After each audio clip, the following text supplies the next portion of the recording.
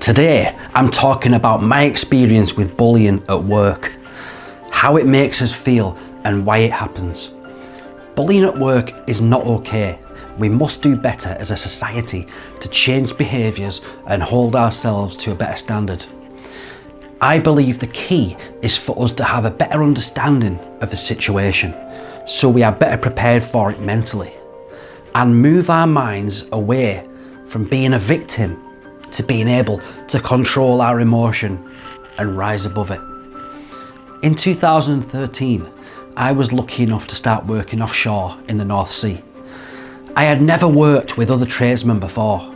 I was excited, nervous, and looking forward to starting a new career with good potential earnings and something different from what I had been doing before. Flying on a helicopter to work was absolutely epic. Landing on a massive metal oil rig with flames coming out of it, even better. But within my first couple of shifts, I was targeted. I was bullied. A grown man at 28 years old being bullied at work. For me, just being there and doing the job was a tough enough challenge. I was very green, very tired working night shifts, and now I had something totally foreign to me to deal with. What was I to do? I now know what I should have done. 13 years later, older, wiser, and bigger.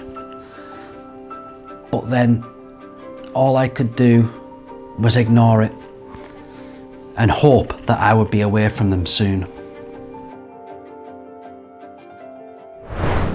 Okay, when work becomes a place you dread, most people don't expect to be bullied as adults.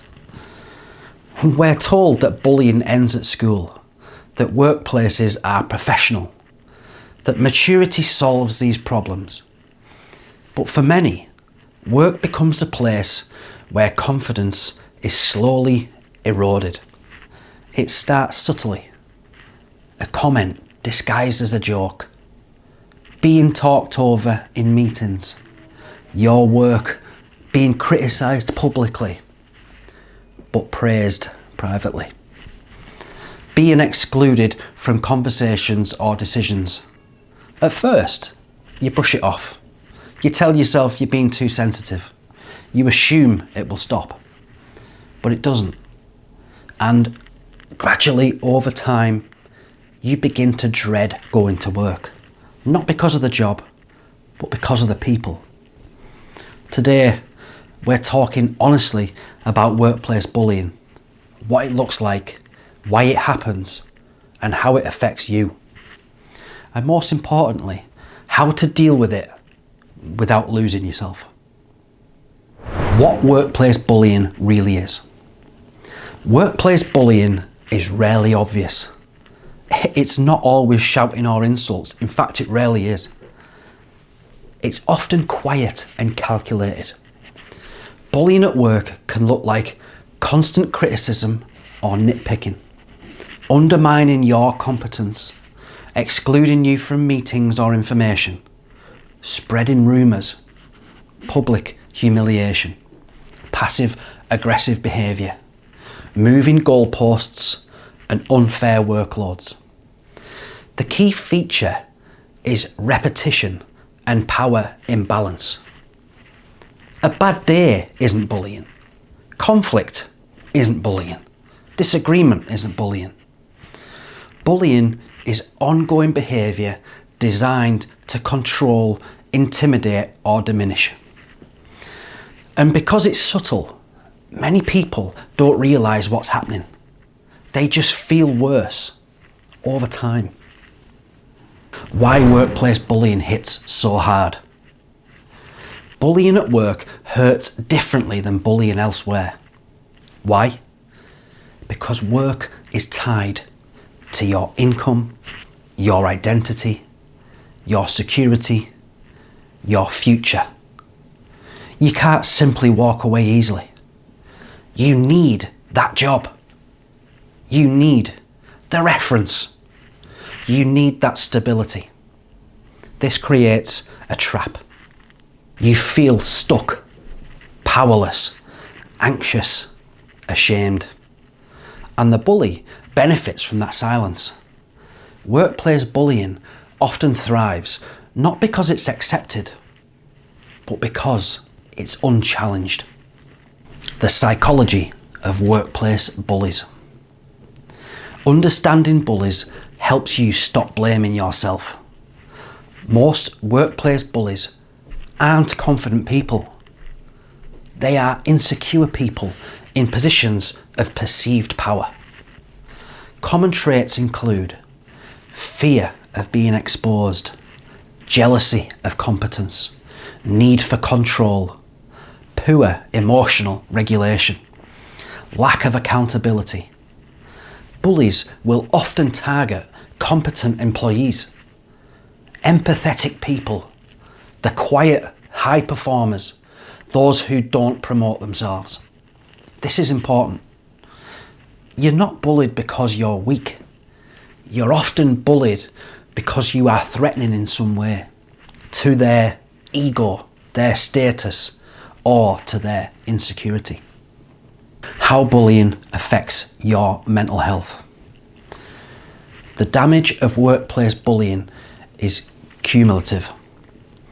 Over time, it can cause anxiety, depression, loss of confidence, sleep problems, panic attacks, self-doubt. I felt all of these while I was away working. You may start questioning yourself. Am I the problem? Am I too sensitive? Maybe I deserve this.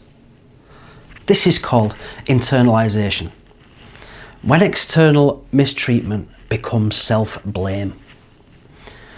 Bullying rewires how you see yourself, unless you interrupt it. If work is affecting your mental health, that isn't weakness, that's a signal. Early signs you shouldn't ignore. Many people wait far too long to act because they hope, they pray that things will improve. Pay attention if you notice that you feel anxious before work. You replay conversations constantly in your mind. If you feel smaller around certain people. Your confidence has dropped. Your performance is questioned unfairly. Your body often recognises these dangers before your mind labels it. Discomfort around these people is information. Don't ignore it. What not to do. When dealing with a bully, certain reactions make things worse. Avoid exploding emotionally. Public confrontations without preparation. Gossiping. Retaliating. Quitting impulsively. Self-isolating completely. Bullies often want a reaction. It gives them some justification. Your goal isn't revenge. Your goal is protection and clarity of your mind. I often find that bullies in the workplace are the masters of talk. They won't shut up. They're always loud and obnoxious. But they are very skilled at talking. Don't try to take them on that. It's their comfort zone. They will tie you in knots and make matters worse. Remember, the loudest people in the room are the weakest, but they are experts at yapping on. Your quietness isn't a failure. It's your nature, and that's great. And being quiet and thoughtful is a power that serves you well. Don't lose that. You don't want to be loud. Let them do that. Document everything. One of the most powerful tools you have is documentation. Keep a private record of dates, times, exact words, witnesses, any emails or messages that you may receive, and some changes in behaviour. Just stick to the facts. No emotions, no interpretations. This evidence protects you in HR discussions, formal complaints, or legal processes if it goes that far. Documentation turns your experience from your word versus theirs into evidence. Okay, using formal channels strategically.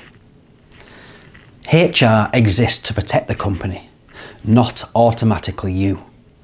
This doesn't mean HR is useless though. It means you must be strategic.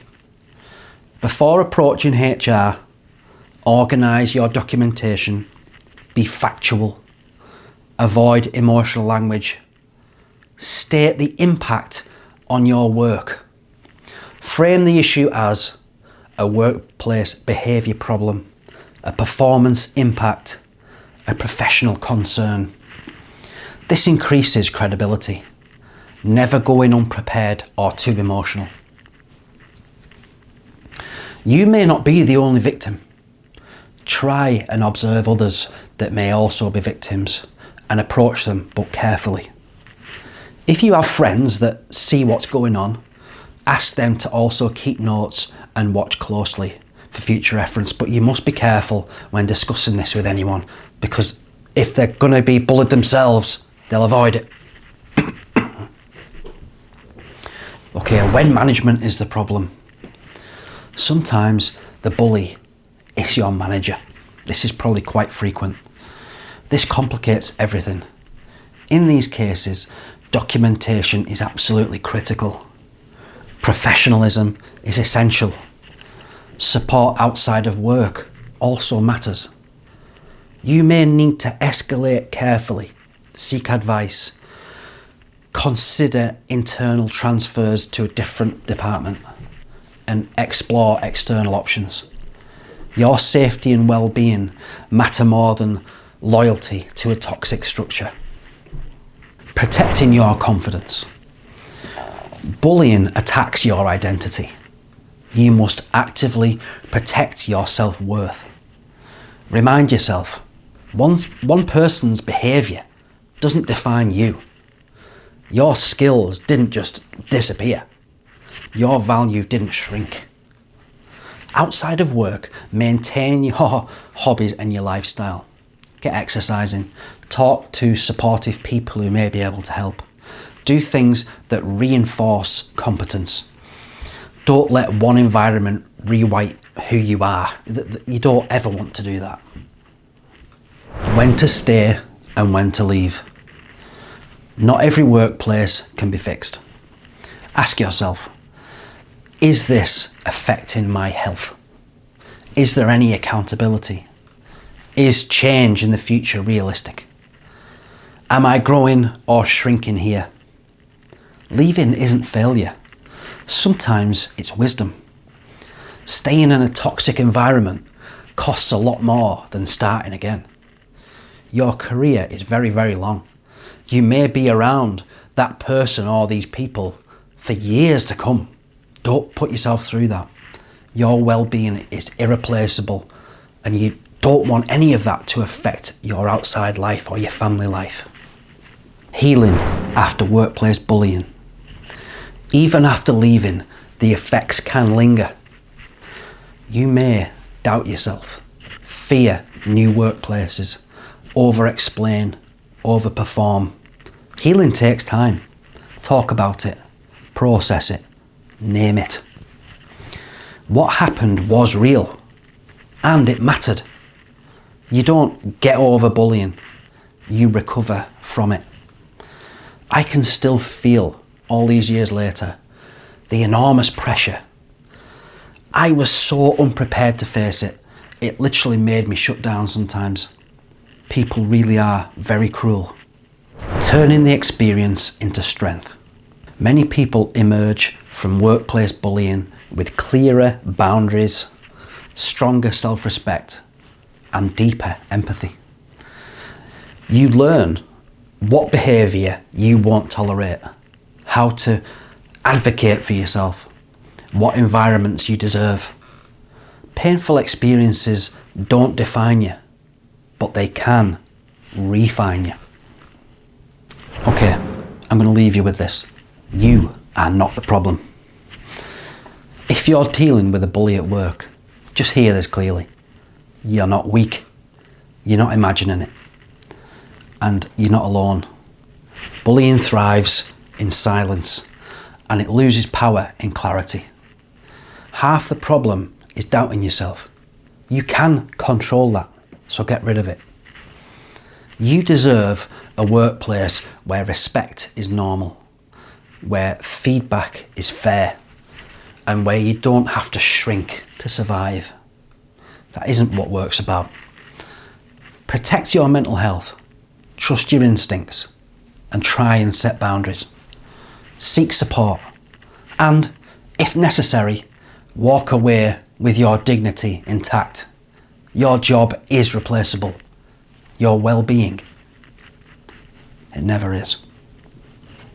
So, I know that's quite a bit of detail there, but this is a very complicated subject.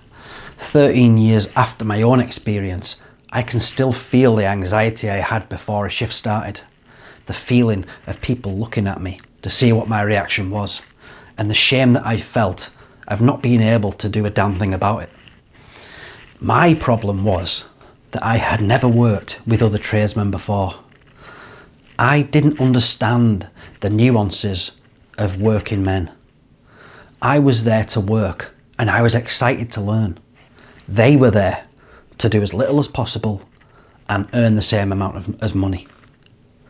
This is the modern mindset of working men, especially amongst tradesmen. Do as little as possible, take everything that you can. That doesn't work for me. I was a pipe fitter just like these other guys, but I can still remember our manager, our offshore construction supervisor, being bullied just as much, but in a different way. The lads would make his life and his job as hard as possible. They would spend far too much time in the brew shack. They would delay completion of work. They would whinge and moan about pay and overtime relentlessly. He aged about 10 years over a 2-month period. I was keen to work, to learn and progress in my career, and that's how you should be. I was in awe of these massive structures 100 miles out to sea, seeing dolphins, a whale, a seal, even a massive Chinook helicopter practicing its training drills over us. And working on £1 million equipment as well, absolutely fantastic.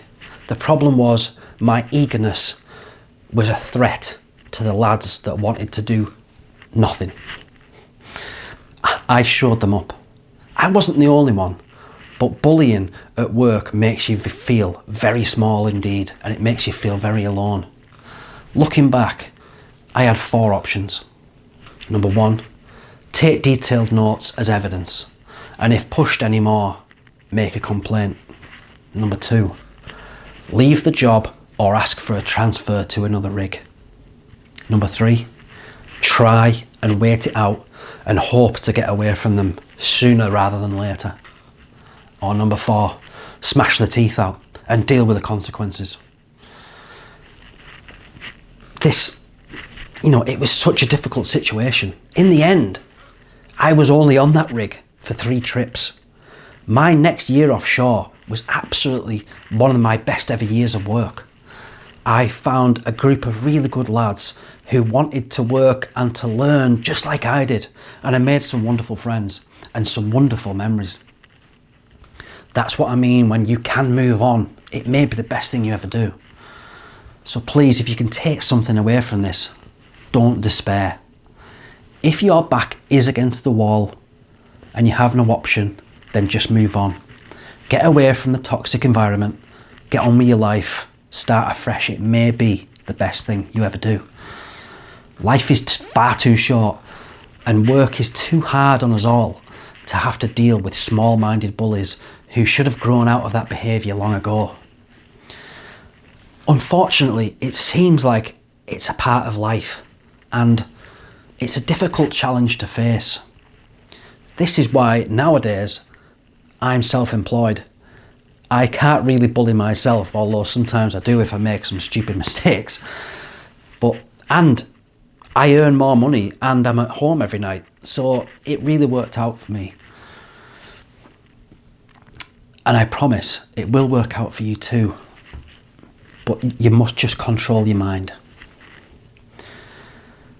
If you have been bullied in the past, I will ask you to do this for me. Do something about it if you see it happening to someone else. I am a different person now, a lot more confident, secure in who I am and what I am. And if I was to ever see any bullying of a young man or a young woman at work again, I would call it out in front of everybody, or go straight to the bully direct and tell them that it wasn't acceptable. This is what we must all do.